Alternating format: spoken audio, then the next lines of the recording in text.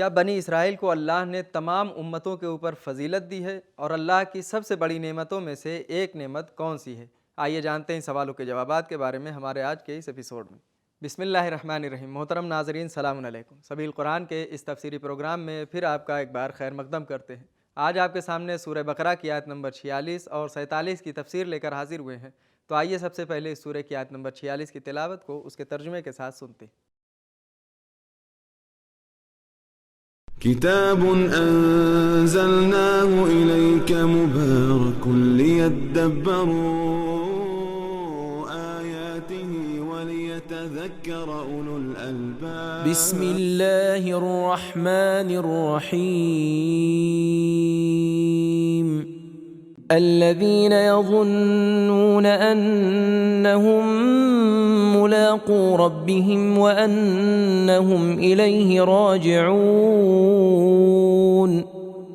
خاشعین وہ ہوتے ہیں جو قیامت پر اور خدا سے ملاقات پر ایمان رکھتے ہیں اور وہ اسی کی جانب لوٹ جائیں گے۔ تلاوت اور ترجمے کو سن لینے کے بعد اب آئیے اس آیت کے نکات کو بھی غور سے سنتے ہیں۔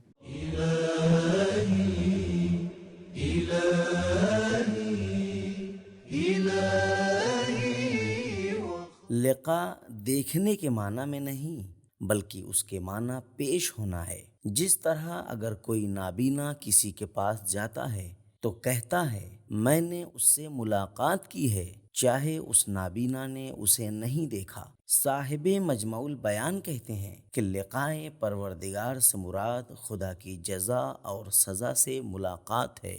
ہو سکتا ہے کہ خداوند متعال کی ملاقات سے مراد وہ عرفانی حالت ہو جو خاشعین نماز کی حالت میں پیدا کرتے ہیں۔ اس نظریے کی روح سے نماز خداوند متعال کے سامنے حاضری ہے، لوگوں میں خشوع کی حالت پیدا ہوتی ہے۔ الیہ راجعون یعنی وہ اسی کی طرف لوٹ جائیں گے۔ اس سے مراد وہی روز قیامت ہے۔ اگر ظن اور گمان علم کے مقابلے میں ہو تو ناپسندیدہ ہے، جیسے وما لہم بہ من علم ان یتبعون الا الظن، وہ علم نہیں رکھتے اور اپنے گمان کے علاوہ کسی چیز کی پیروی نہیں کرتے۔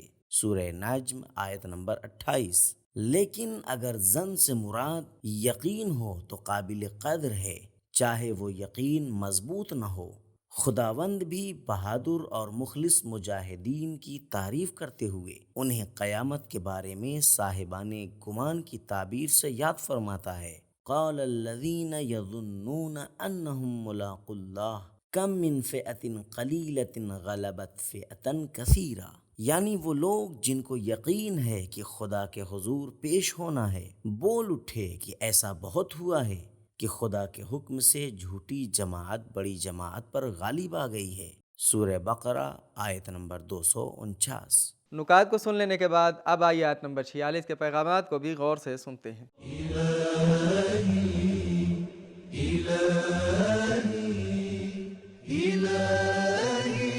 نمبر 1، خاشع نماز میں خدا سے ملاقات کا احساس کرتا ہے۔ اب آئیے سورہ بقرہ کی آیت نمبر 47 کی تلاوت اور اس کے ترجمے کو سنتے ہیں۔ يا بني إسرائيل اذكروا نعمتي التي أنعمت عليكم وأني فضلتكم على العالمين۔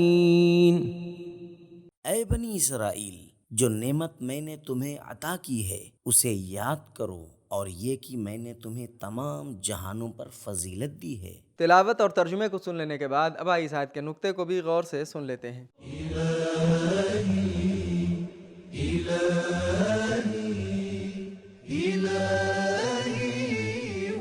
یہ آیت اولاد یعقوب سے مطالبہ کر رہی ہے کہ خدا کی بیشتر معرفت حاصل کرنے، شکر گزاری کی روح کو زندہ کرنے اور اس کی نعمتوں کے ساتھ دل لگانے کے لیے وہ خداوند کریم کی ان نعمتوں اور عطاؤں کو یاد کریں۔ البتہ یہ بات ذہن نشین رہے کہ بنی اسرائیل کو جو فضیلت دی گئی تھی وہ ان کے زمانے کے لوگوں پر تھی، اس لیے کہ قرآن مجید مسلمانوں کے بارے میں فرماتا ہے کنتم خیر امۃ، سورہ آل عمران آیت نمبر 110، یعنی تم تمام امتوں میں سے بہترین امت ہو۔ یہ بھی ممکن ہے کہ فضیلت اور برتری سے مراد حضرت موسیٰ علیہ السلام اور ان کی قوم بنی اسرائیل کا فرعون اور فرعونیوں پہ کامیابی حاصل ہونا مراد ہو اور ان کی اخلاقی اور اعتقادی برتری مراد نہ ہو، کیونکہ قرآن مجید ان کے برے اخلاق، بے موقع ہیلہ بازی، بہانہ گیری اور غلط عقائد کی بارہا مذمت کرتا ہے۔ سورہ جاثیہ آیت نمبر 16۔ نقطے کو سن لینے کے بعد اب آئیے اس آیت میں موجودہ پیغامات کو بھی غور سے سنتے ہیں۔